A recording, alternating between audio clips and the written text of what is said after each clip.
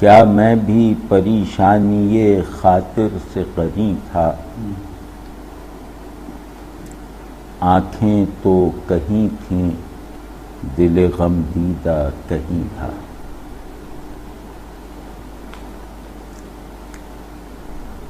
یہ جو شعر ہے یہ میر کے بہترین اشعار میں شامل ہونے کے لائق ہے،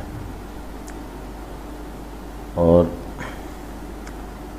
جس طرح کلاسیکل شاعری کو دیکھنے کا طریقہ ہے کہ پہلے ہم اس کے لفظوں کی نشست کو سمجھیں، لفظوں کے درمیان جو رعایتیں پائی جاتی ہیں ان کو کھولیں، اس کے بعد لفظ کی نشست اور لفظ کے استعمال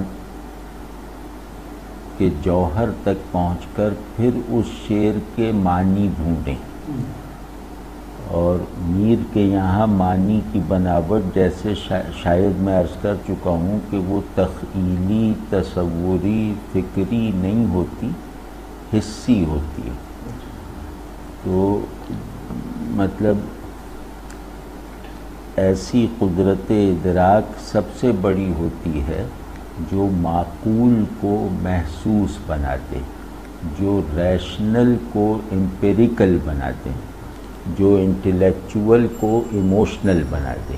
اس سے بڑھ کر قدرت معنی آفرینی کی ممکن نہیں ہے، اور یہ میر کا مزاج ہے کہ ان کے یہاں معنی کی بناوٹ احساساتی ہوتی ہے۔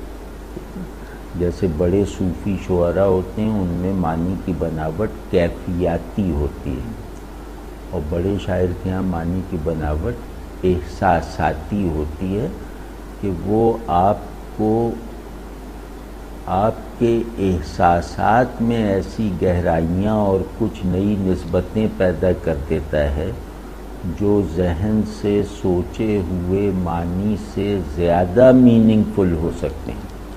واضح ہے یہ بات؟ تو اب یہ دیکھیے، اس پس منظر میں دیکھیے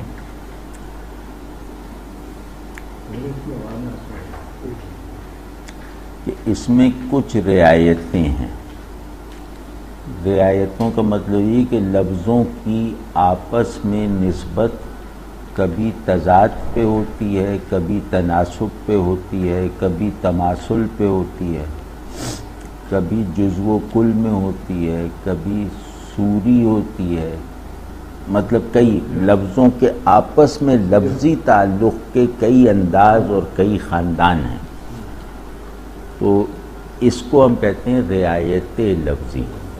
رعایت لفظی کا ایک مطلب یہ ہوتا ہے، اور دوسرا مطلب ہوتا ہے کہ لفظوں کو ان کے اصلی معنوں کے ساتھ مختلف رکھا جائے اور ان کے معنی میں کوئی بعید جہت پیدا کر کے ان کو دوسرے لفظ سے جوڑ دیا جائے۔ تو اس کی کئی تہیں ہیں، وہ وقتاً فوقتاً ہم اس میں عملاً دیکھیں گے۔ تو اب یہ کہہ رہے ہیں کہ اس میں جو رعایتیں ظاہر ہیں بالکل، وہ ہے پریشانی اور قرین۔ یہ تضاد کی نسبت ہے۔ پریشانی کہتے ہیں چیزوں کے بکھر کے دور ہو جانے کو، اور قرین کہتے ہیں قریب آنے کو، اکٹھا ہونے کو۔ تو قرین کو آپ اکٹھا کے معنی میں لیجئے، پریشانی کو آپ بکھراؤ کے معنی میں لیجئے۔ تو یہ صنعت تضاد ہے۔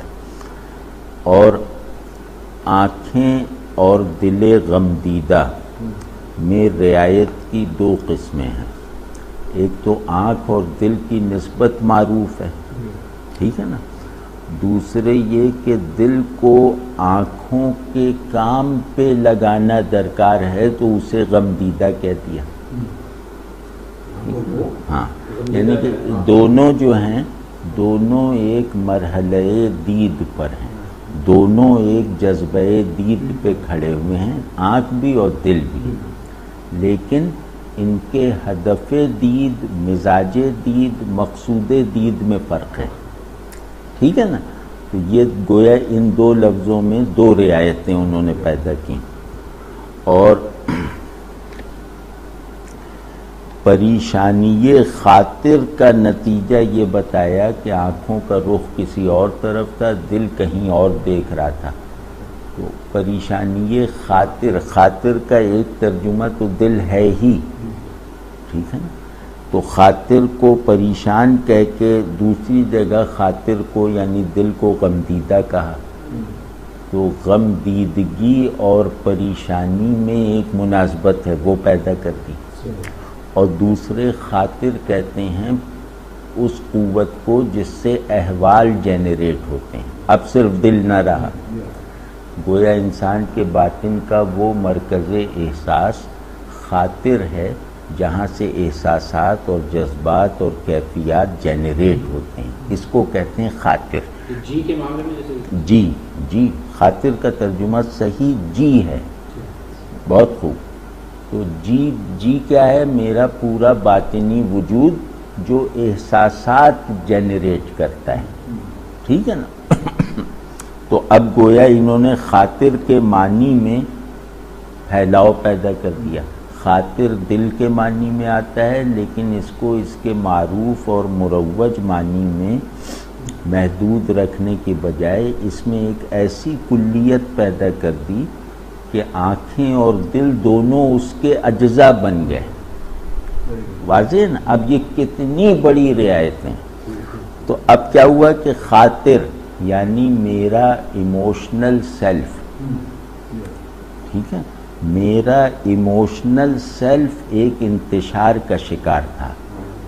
تو اس ایموشنل سیلف کے جو دو بیسک ٹولز ہیں وہ بھی ایک دوسرے سے منقطع ہو گئے. آنکھیں کہیں چلی گئیں، دل کہیں چلا گیا. اب واضح ہو گئی نا کتنی بڑی رعایتیں ہیں، اور ان رعایتوں کے یعنی ان لفظی رعایتوں کو سمجھنے سے کیسی معنویت پیدا ہوئی. یہ صرف شعر کے کرافٹ کا کمال ہے. اس سے ہی پتہ چلا کہ یہ صناعی کے کس درجے پہ تھے. ٹھیک ہے جی. اب ہم اس کو کھولتے ہیں. پریشانی خاطر حال ہے فراق کا، ہجر کا. وصل میں تو پریشانی خاطر نہیں، جمعیت خاطر. پریشانی خاطر کا ضد ہے جمعیت خاطر، جی کا اکٹھا ہو جانا. تو جمعیت خاطر وصال کی دین ہوتی ہے، اور پریشانی خاطر جو ہے وہ فراق کا اثر ہے. ٹھیک ہے. تو اب سچویشن فراق کی ہے، فراق محبوب کی. کہہ رہے ہیں کہ اس فراق میں مجھے کچھ سجھائی نہیں دے رہا تھا. فراق کیا ہے؟ کہ محبوب کا دکھائی دینا بند ہو گیا ہے. ٹھیک ہے. محبوب کے دکھائی دینے کے دو ظرف تھے، دو لوکیل تھے اس کے.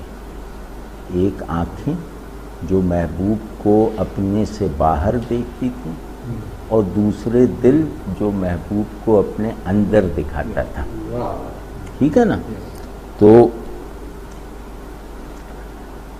فراق نے اتنا بڑا دھندلکا کریٹ کر دیا تھا، عجیب فراق تھا وہ، کہ جس نے آنکھوں کے آگے بھی دھواں تان دیا تھا اور دل میں بھی دھندلکا طاری کر دیا تھا. تو آنکھیں محبوب کی تلاش میں اپنے باہر غلط رخ پہ پڑ رہی تھیں، اور دل اپنے اندر موجود صورت محبوب کو دیکھنے کی کاوش میں کسی اور رخ کی طرف تھا. اب کہیں یہ تھا کہیں وہ تھا. اس کا مطلب یہ ہے کہ آنکھیں باہر نہیں دیکھ پا رہی تھیں، دل اندر نہیں دیکھ پا رہا تھا. واضح ہے یہ بات. تو ابھی مطلب پورا نہیں ہوا. کیا میں بھی جو ہے یہ ابھی کھولیں گے اس میں ٹکڑے ٹکڑے کر کے.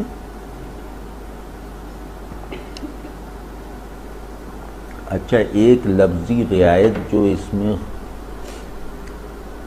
کرامت کے طور پہ دکھائی گئی ہے وہ میں نے نہیں عرض کیا آپ سے. وہ ہے غم دیدہ. غم میم کو مشدد کر دیں تو یہ اندھیرے کے معنی میں ہے، پردے کے معنی. جیسے بارے بھائی شیعوں کی بہت مشہور کتاب ہے کشف الغمہ. ٹھیک ہے. وہ پردہ پڑ جائے اندھیرے کا، اس کو کہتے ہیں غمہ. تو اب دل غم دیدہ کہیں تھا کا مطلب یہ ہے کہ جس نے حجاب دیکھ لیا ہے وہ دل کہیں اور تھا، جس پہ پردہ پڑ گیا ہے وہ کہیں اور دیکھ رہا تھا، جس کے آگے دھواں چھا گیا ہے وہ کہیں اور دیکھ رہی تھی۔ غم میں یہ رعایت آپ نے دیکھی کتنا ہے، کتنی غم کہتے ہی اس وجہ سے ہیں کہ جس کا غم ہوتا ہے اس چیز کے اور میرے درمیان پردہ آ جاتا ہے، ٹھیک ہے نا۔ تو ایک تو یہ، دوسرے یہ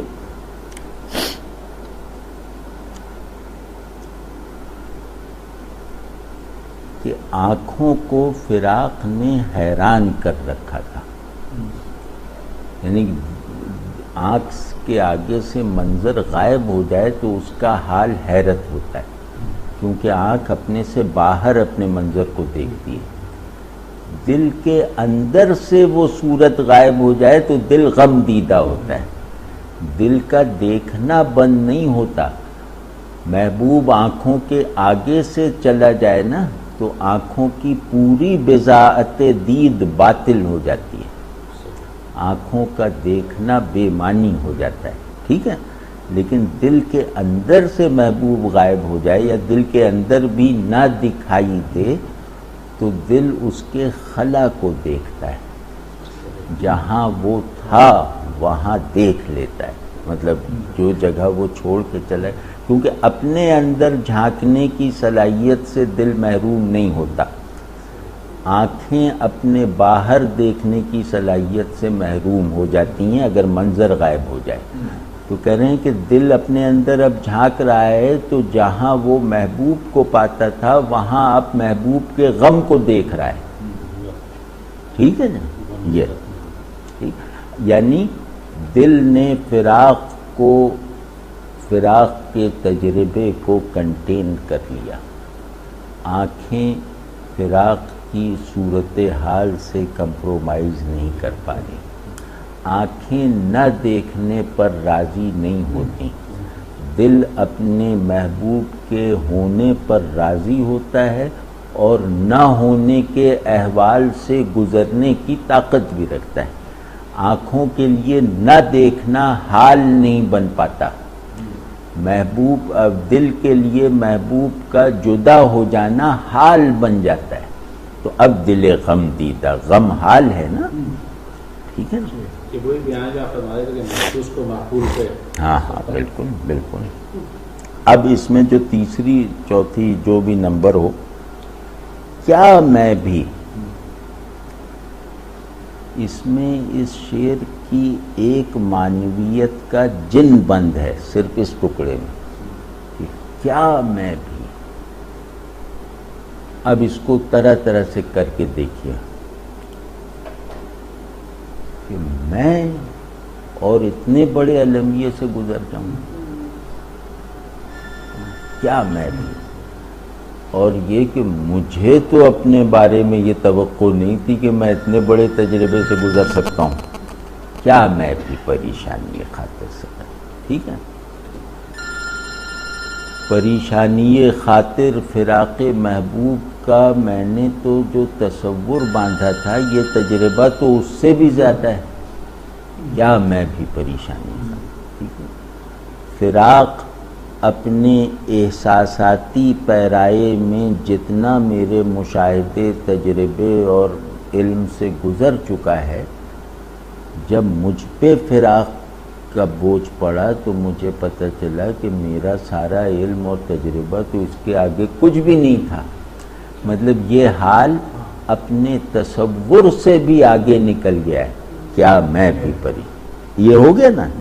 اب اس میں ایک فخر بھی ہے کہ مجھے دیکھو کہ میں نے فراق کے سمندر کی تہ کو چھو لیا ہے، کیا میں بھی پریشانی خاطر سے قریب تھا۔ مجھے دیکھو تو تمہیں پتہ چلے گا کہ پریشانی خاطر کہتے کسے ہیں۔ میں نے پریشانی خاطر کے تمام اینڈز کھنگال ڈالے، کیا میں مجھے تو یہ بات سمجھ نہیں آئی، کیا جیسے آپ نے فرمایا فخر والی فخر والی پریشانی خاطر سے قری ہونے میں، لوگ پریشانی خاطر تو لوگوں کو دور کرتی ہے نا. میں پریشانی خاطر سے قریب تھا. جیسے ایک آدمی کہے میں نے والکینو دیکھا ہے, دوسرا کہے میں تو اس کے پیٹ میں جا کے بیٹھا ہوں. تو اب وہ پیٹ میں جا کے بیٹھنے میں جو اسے تکلیف ہو رہی ہے وہ بھی بیان کر رہا ہے, اور اس میں اس جگہ ہونے پہ جو اسے فخر اور انفرادیت کا احساس ہے وہ بھی بیان کر رہا ہے. یہ بھی کہہ رہا ہے کہ میں پریشانی خاطر سے کیا قریب ہوں. ہاں کیا میں بھی ہاں یہی ہے کہ میں پریشانی خاطر سے کیسا قریب تھا, کتنا قریب تھا, تم کیا سمجھو. اور ایک یہ بھی ہے کہ یہ پریشانی خاطر پہلے میرے حواس یا میری عقل کی دسترس میں تھی, اب تو سب کچھ بکھر گیا ہے. پہلے پریشانی خاطر کو میں سمجھ لیتا تھا, جھیل لیتا تھا, لیکن یہ جو موجودہ تجربہ ہے یہ تو بالکل ہی جیسے مجھے بگولے میں ڈھانپ کے بند کر دیا گیا. ٹھیک ہے نا.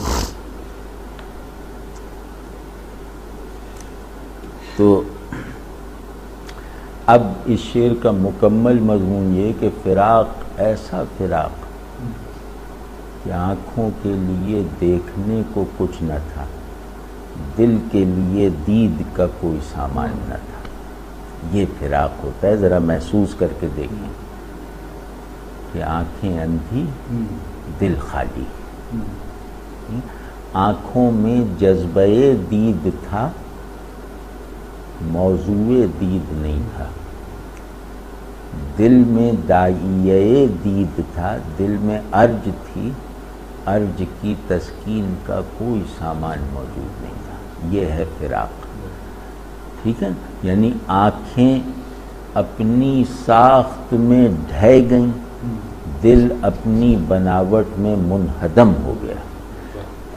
محبوب کا فراق, محبوب کا اوجھل ہو جانا آنکھ کے ضبط نادیدن سے زیادہ ہے, قلب کے ضبط نایافتن سے زیادہ ہے. دل صرف پانے کے مزے لینے کا وہ نہیں ہے, یا آنکھ دیکھنے کی لذت محسوس کرنے کا آلہ نہیں ہے. یہ انسان میں اور عاشق میں اگر ہے تو آنکھ کو نہ دیکھنے کے آداب آنے چاہیے, دل کو نہ پا سکنے کے احوال آنے چاہیے. کہہ رہے ہیں کہ یہ نہ دیکھ سکنا اور نہ پا سکنا اتنا زیادہ ہے کہ آنکھیں اور دل جس تربیت سے فیض یاب ہو کر نہ دیکھنا اور نہ پانا سیکھ چکی تھیں, یہ اس استعداد سے بھی زیادہ تھا. واضح ہو گیا نہیں؟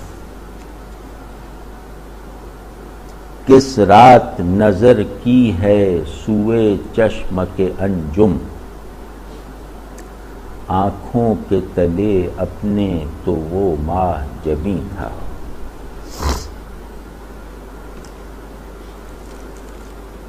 دیکھیں اللہ میاں کا نام لے کے میٹا فزیکل ٹرمینالوجی استعمال کر کے بڑے معنی تو تکے میں پیدا ہو جاتے ہیں. اصل چیز ہے محسوسات میں اور انسانوں کے رشتے میں بڑے معنی پیدا کرنا. ورنہ کیا ہے, ورنہ آپ اللہ رسول کا نام لیتے جائیں, بڑے معنی خود بخود پیدا ہوتے چلے جائیں.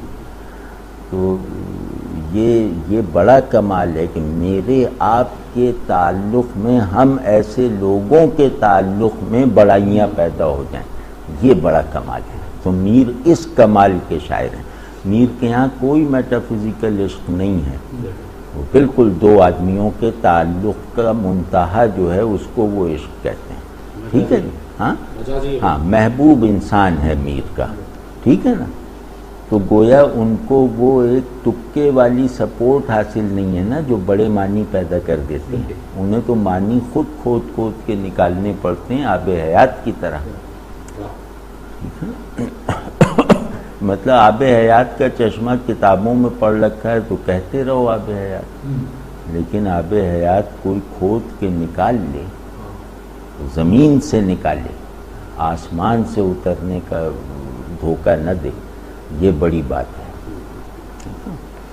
تو اب دیکھیے کہ میں نے اب پہلا شعر فراق کا تھا, اب اس فراق کو بتانے کے لیے کہ تمہیں کیا معلوم، تم یہ سمجھ رہے ہو کہ جو تمہارا ایک عام سے عشق کا محبوب تھا وہ غائب ہو گیا تو تمہیں کوئی تھوڑا بہت درد ہوا، تکلیف ہوئی، تو تم یہ نہ قیاس کرو، تمہارا وصال چھوٹا تھا اس لیے فراق بھی چھوٹا ہے، میرا وصال بڑا تھا اس لیے فراق بھی بڑا ہے۔ اب یہ بڑا وصال بتا رہے ہیں دوسرے ہی شعر میں، اس کو پہچان پا رہے ہیں؟ ہاں آپ یہ دیکھیں نا کہ ایک آدمی کی ٹوٹی ہوئی چپل کھو گئی اور دوسرے آدمی کا سر زمین پہ گر پڑا، تو دونوں نے کوئی چیز لوز کی ہے لیکن فرق تو ہے نا، تو وہ یہ بتا رہے ہیں۔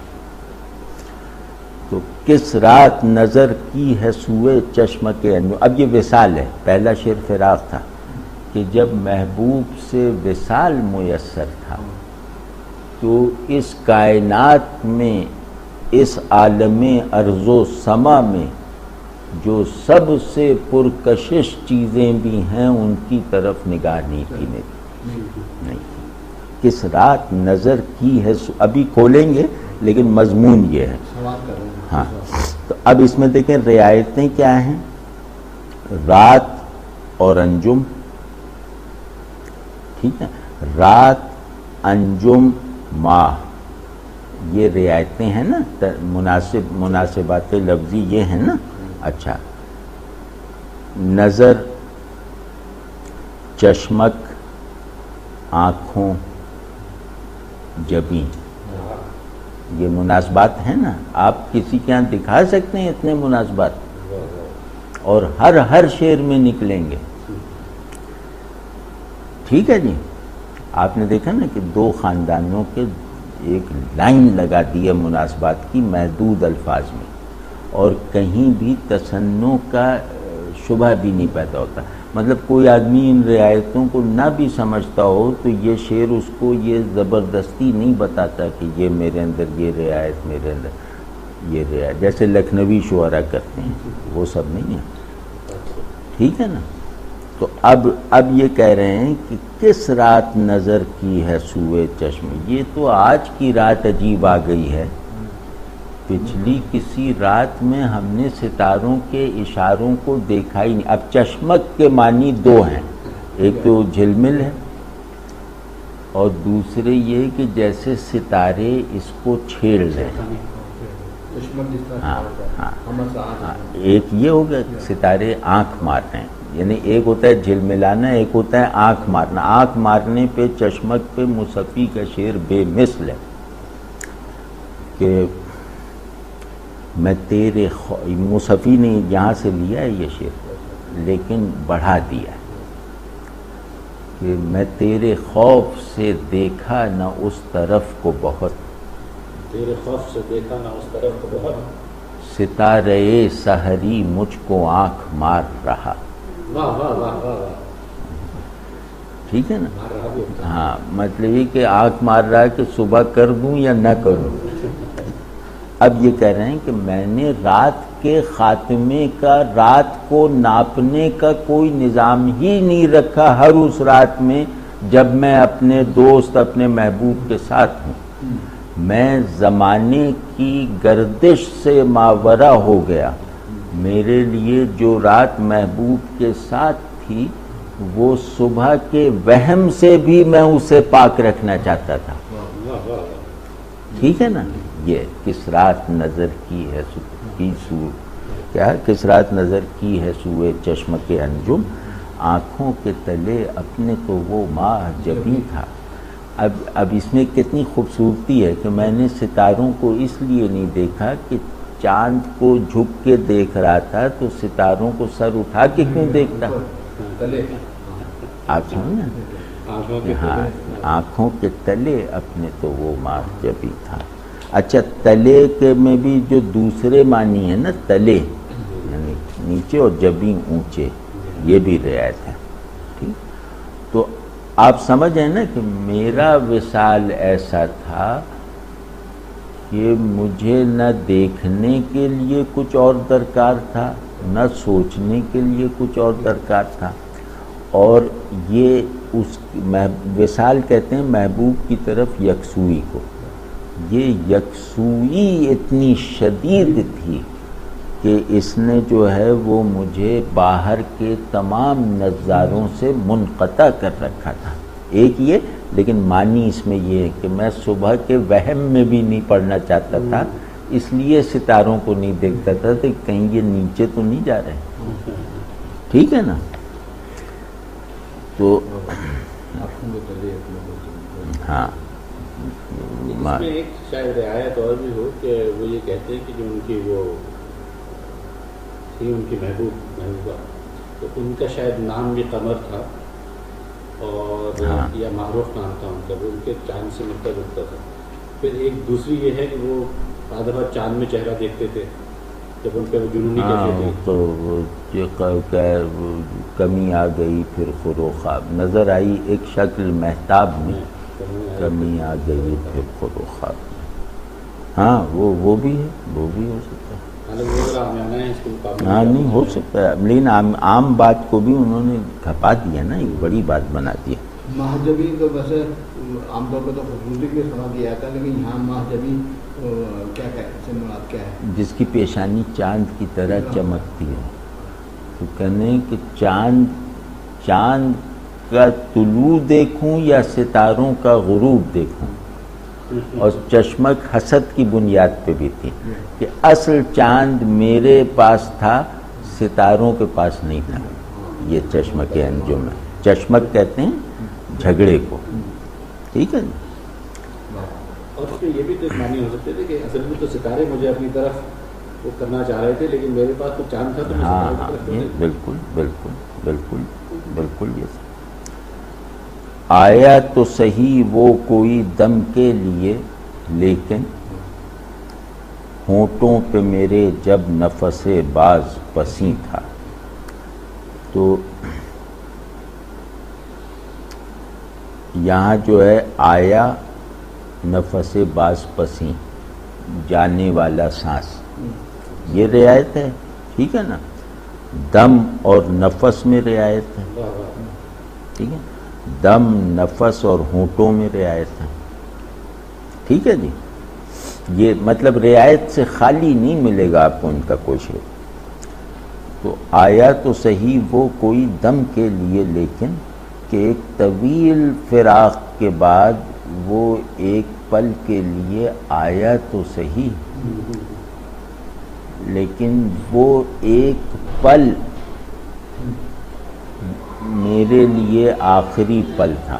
اب اس کو کھولیں گے کہ اس میں کتنی گہرائی ہے.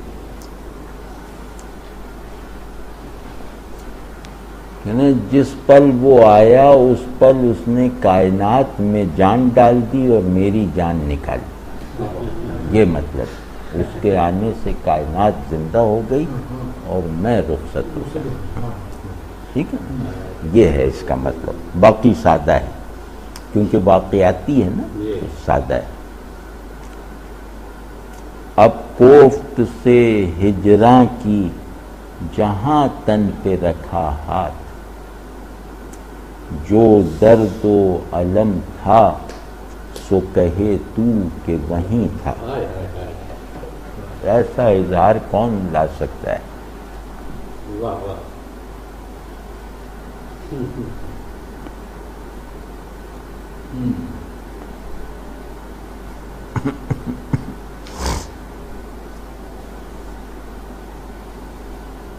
کوفت، درد و علم ان میں ربط ہے. کوفت ہجراں اور تن میں ربط ہے. جہاں اور وہیں میں ربط ہے. اب اور تھا میں تضاد کی نسبت ہے.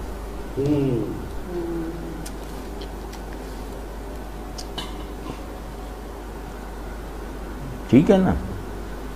اور ہاں تن، ہاتھ، یہ سب نسبتیں ہیں، واضح ہیں.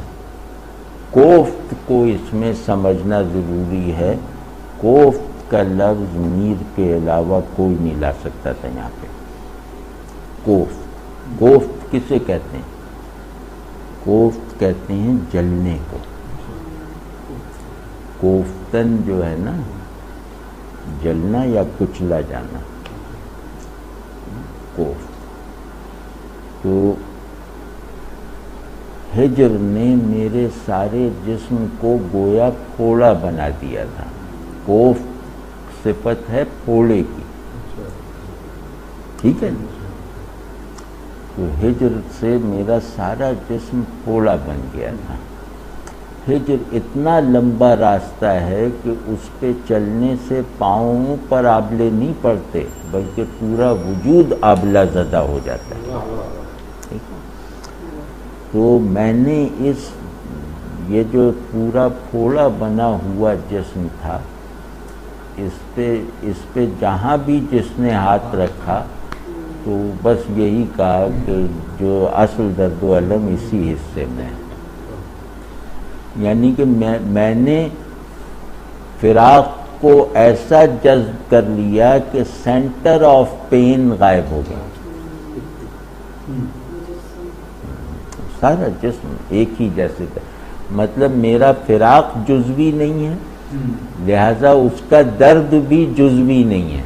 اس کا درد بھی کلی ہے، فراق بھی کلی ہے.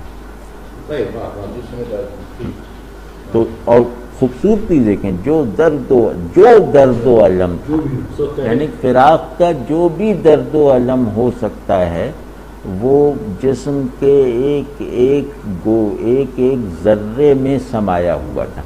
میری کیفیت فراق کا کمال یہ ہے کہ میرے محسوسات کے ایک ذرے میں اس کا پورا درد سمایا ہوا تھا.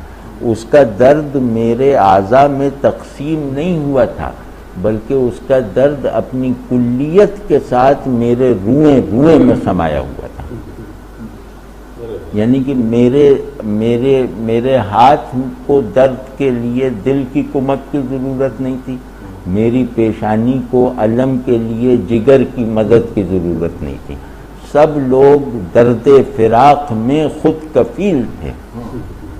یعنی اس فراق نے مجھے بھی میرے تمام اجزاء میں جدا کر دیا اور خود مکتفی بنا دیا. آپ دیکھیں نا کہ سر میں درد کے لیے دل کی مدد کی ضرورت نہیں ہے، سینے میں درد کے لیے دماغ کی مدد کی ضرورت نہیں ہے. جتنا بھی درد دینے کی صلاحیت فراق میں ہے وہ دماغ نے بھی چوس لی، دل نے بھی جذب کر لی اور ہاتھ پیروں نے بھی وہ کھینچ لی اپنے اندر.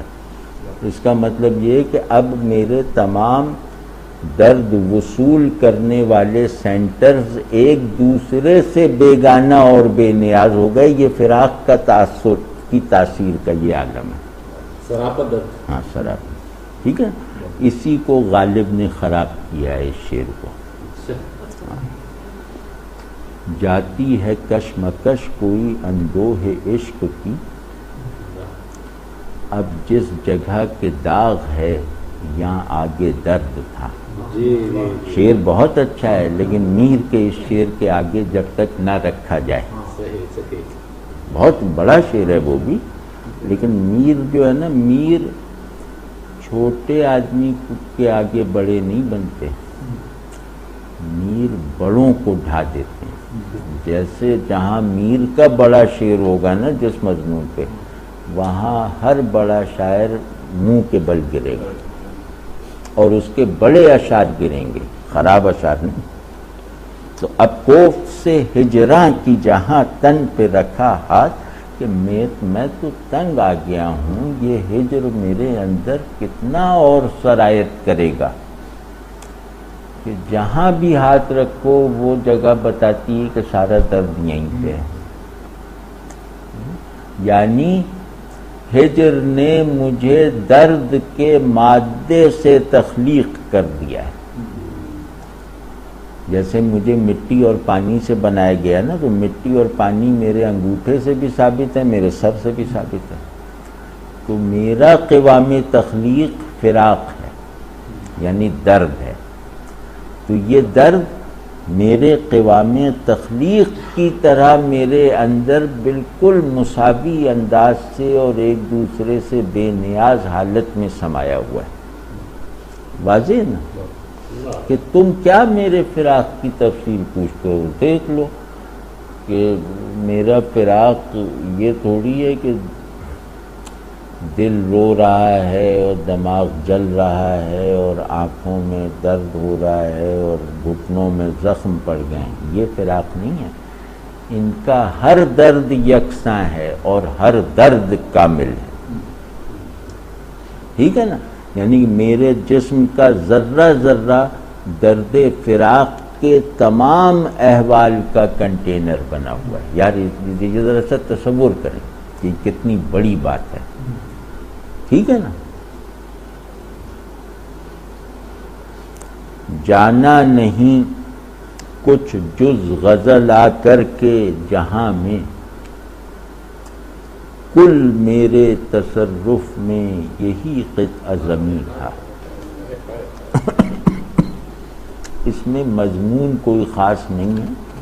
مضمون تو اتنا ہے کہ ہم نے بس غزل گوئی کا کام سیکھا تھا، وہی کرتے رہے ساری عمر. میں 1 منٹ اس کو بند کر دوں. السلام علیکم.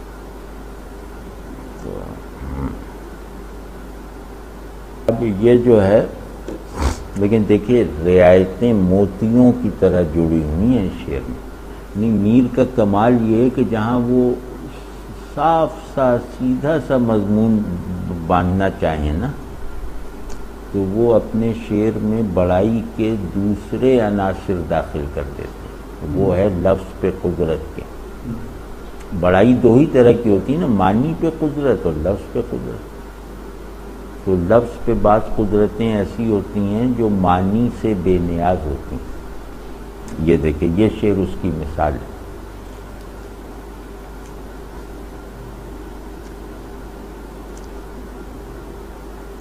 جانا اور تصرف میں ایک دقیق رعایت ہے. جانا جو ہے وہ کنٹینمنٹ ہے، تصرف مینجمنٹ ہے. جانا استعداد ہے، قوت ہے، تصرف عمل ہے. ٹھیک ہے نا؟ یہ دقیق رعایت ہے جو بہت مشکل سے پکڑی جائے گی. اچھا ابھی اور دیکھیے، جز کا جیسے میں عرض کر رہا تھا کہ لفظوں کو 2 معنی میں باندھنا اور کسی دوسرے معنی سے کسی اور پہلو سے دوسرے لفظ کے ساتھ نسبت پیدا کرنا. اب یہاں جز اصلاً آیا ہے سوائے کے معنی میں، کہ سوائے غزل کے میں نے کچھ اور نہیں سیکھا. ٹھیک ہے نا؟ اب اصل معنی اس کے سوائے ہیں اس شعر میں، ضمنی معنی ہیں اس کے جز، پارٹیکل، پارٹ، ہاں حصہ. تو جز اور کل میں صنعت تضاد ہے. ٹھیک ہے نا؟ ٹھیک ہے. غزل ایک صنف سخن ہے، قطع دوسری صنف سخن ہے. اور قطع کے معنی صنف سخن کے نہیں ہیں، قطع کے معنی ٹکڑے کے ہیں اس شعر میں، لیکن لفظ کی بناوٹ سے انہوں نے غزل سے جوڑ دیا. اور ہاں تیسرا زمین غزل کی، زمین شاعری کی. ٹھیک ہے نا؟ یہ ہے جہاں اور زمین. زمین غزل اور جہان رنگ و بو سمجھ لیں، دونوں میں ایک مناسبت ہے نا ایک. ٹھیک ہے نا؟ اور تصرف اور زمین اور قطع میں مناسبت ہے. تصرف کہتے ہیں کسی چیز کو استعمال میں لانا. تو زمین کے اسی ٹکڑے کا میں مالک تھا، اسی کا دہقان تھا، اسی میں وہ کرتا تھا، ہل چلاتا تھا. اور تصرف کے دوسرے معنی، تصرف کا ایک مطلب ہوتا ہے قبضہ، ملکیت.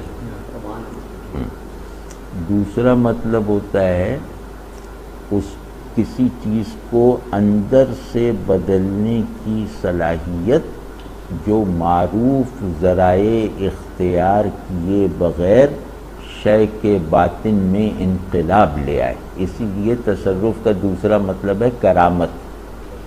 تصرف کہتے ہیں کرامت کو. ٹھیک ہے نا؟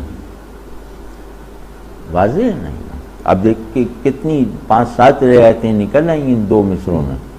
آپ کہہ رہے تھے عام سوچے، مضمون میں عام ہے کہ بھئی ہم شاعری کرنے آئے تھے، وہی ہم نے سیکھا اور وہی ساری عمر کرتے رہے اور گزر گئے یہاں سے. اب وہ ہے نا استعمال استعمال کرنا، ایک معنی نہیں ہے، دوسرا معنی وہ جو ہے نا صرف کرنا، وہ ہے تصریف، تصرف استعمال کرنا اپنی ملکیت کو، آپ کے تصرف میں آئے ہیں۔ ہاں تصرف۔ اور جیسے وہ کہتے ہیں صوفیوں میں محاورہ ایک تم نے تصرف کیا ہوگا ورنہ یہ کام تو بن نہیں سکتا تھا، اس کا مطلب تم نے کوئی کرامت دکھائی تو یہ کام بنا، تو تصرف کے یہ معنی بھی یہاں پہ ہیں۔ تو اب یہ کہہ رہے ہیں کہ میں اس جہان میں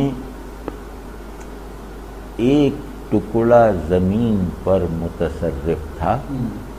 اب دیکھیے کہہ کیا رہے ہیں، اور یہ بھی لفظ پہ قدرت ہے، کہہ رہے ہیں کہ یہ جہان رقبے میں بہت بڑا ہے میرے کھیتی سے، لیکن یہ پورا بڑا جہان ایک بنجر بیابان کی طرح ہے، اس کی ساری استعداد بہار تو اس ٹکڑے میں ہے جس کو پر حل میں چلاتا ہوں۔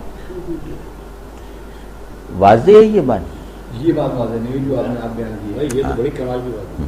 جانا نہیں کچھ جز غزل آ کر کے جہاں میں، کہ میں ایک خرابے میں اتارا گیا تھا، اس خرابے میں ایک ٹکڑا زمین مجھے ملی، میں نے اس پوری دنیا میں موجود استعداد نمو اور صلاحیت بہار کو اس ایک ٹکڑا زمین سے باہر نکال کے دکھا دیا۔ اب تصرف کا کرامت پتہ چلے نا، اور قطع اس حصے کو بھی کہتے ہیں جس پہ ملکیت کا دعویٰ ثابت ہو کہ اس زمین غزل کے ٹکڑے پر میری ملکیت کو کوئی باطل نہیں کر سکتا، کوئی داخل نہیں ہو سکتا یہاں پر، ٹھیک ہے نا؟ مطلب طرح طرح سے آپ دیکھیں، نام آج کوئی یہاں نہیں لیتا ہے انہوں کا۔ یہ پچھلے میں آ کر کے جو کاف ہے یا نون ہے، یہ کیا ہے؟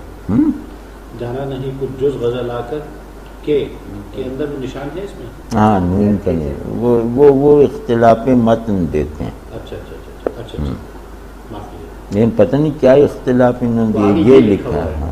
آ کر کے تو عام کر کے وہ کوئی لکھا ہوگا، عام کر کے لکھا ہوگا پہلے تو، ہاں کچھ ایسا ہوگا۔ کرنے ہو شاید۔ نام آج کوئی یہاں نہیں لیتا ہے انہوں کا، جن لوگوں کے کل ملک یہ سب زیر نگیں تھا۔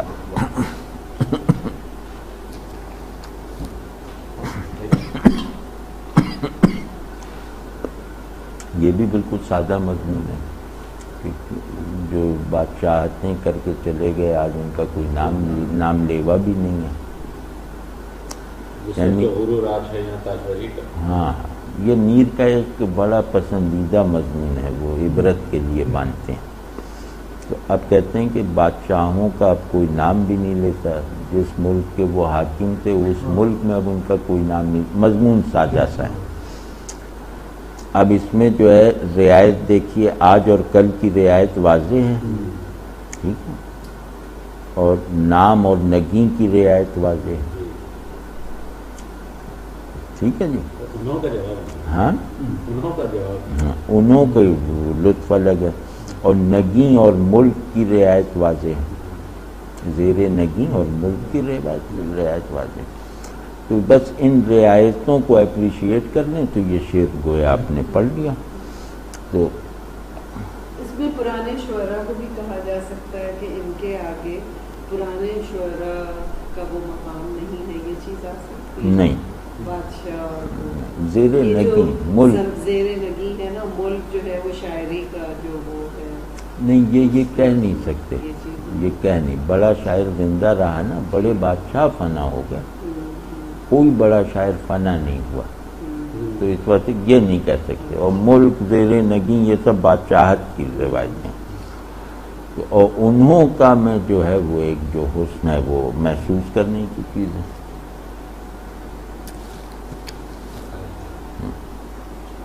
اور جن لوگوں میں جو تحقیر ہے وہ بھی محسوس کریں۔ بادشاہوں کے لیے لوگوں کا لفظ نہیں استعمال کیا جاتا، لوگوں کا جب بھی کیا جائے گا وہ ہوگا کہ آپ ان کی تحقیر کر رہے ہیں، تو جن لوگوں کی کلمہ اور جن لوگوں کی جو ترکیب ہے نسل کی ترکیب ہے یہ شعر کی ہاں ترکیب نہیں بالکل. اور ایک اور رعایت ہے، بہت ہی مخفی رعایت ہے اس شعر میں، وہ جن اور نگیں کی. اب یہاں جن اس میں حرف اشارہ نہیں رہا، اس میں جنات والا جن. تو حضرت سلیمان علیہ السلام کا قصہ معروف ہے، وہ نگیں اور جن کے حوالے سے، تو یہ رعایت بھی ہے. اب یہ مطلب ایک کارخانہ ہے رعایت کا. تو یہ بھی کہنا ہے کہ جن و انس، ہاں یعنی جن و انس یعنی انسان اور جن دونوں کو. بالکل، ہاں جن و انس، جن لوگوں کو، بالکل بالکل. اور جن پہ جیسے میر انیس نے کہا تھا نا کہ اس دیو سے میں سورہ جن پڑھ کے لڑوں گا، یہ سامنے کی رعایت ہے، ٹھیک ہے. لیکن یہ کہ وہاں جن ایک ہی معنی میں ہے، لیکن یہاں جن حرف اشارہ ہے اور اس کو جنات میں سے بھی داخل کر دینا، اس لفظ کو، اس حرف کو جنات کے معنی مراد لیے بغیر، اس کو کہتے ہیں تجنیس لفظی. ٹھیک ہے نا، تجنیس لفظی، لفظی مشابہت، معنی الگ ہیں. تو مسجد میں امام آج ہوا آ کے کہاں سے، کل تک تو یہی میر خرابات نشیں تھا. اب کہاں سے میں افسوس بھی ہے، حقارت بھی ہے، تجسس بھی ہے کہ خدا جانے کہاں سے یہ امام ہو گیا. کل تو ہم نے اس کو میکدے کی چوکھٹ پہ بیٹھے دیکھا تھا. اب اس میں یہ بھی ہے کہ یہ زوال کا شکار ہو گیا، یہ بھی ہے کہ مطلب یہ رند سے امام بن کے زوال میں چلا گیا، تو افسوس ہے. اور مسجد والے کی نظر سے دیکھیں تو یہ ایک عجیب پریشانی کی بات ہے کہ کل ہم نے اسے شراب پیتے دیکھا، آج یہ ہمارا امام بن گیا.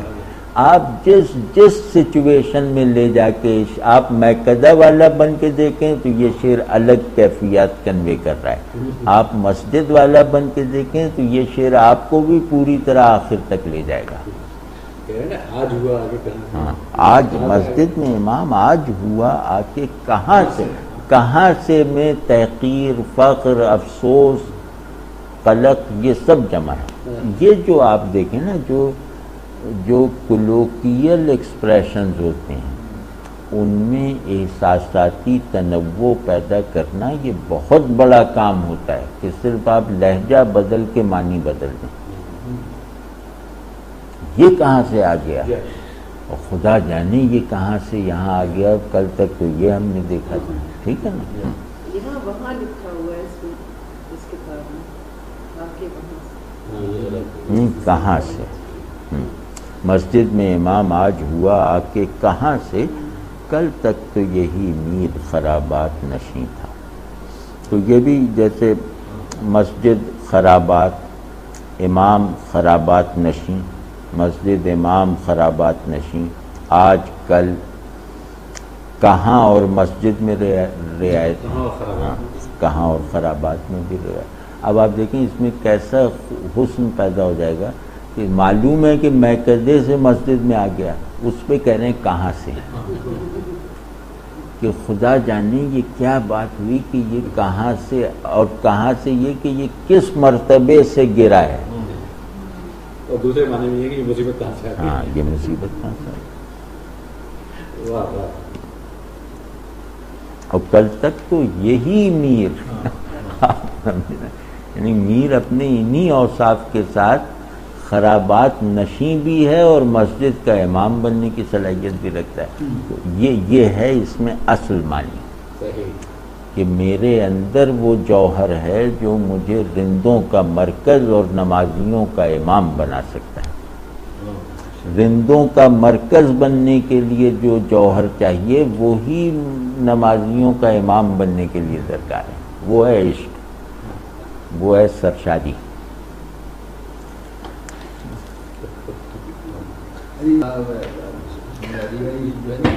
یہ نفس پاس بات پر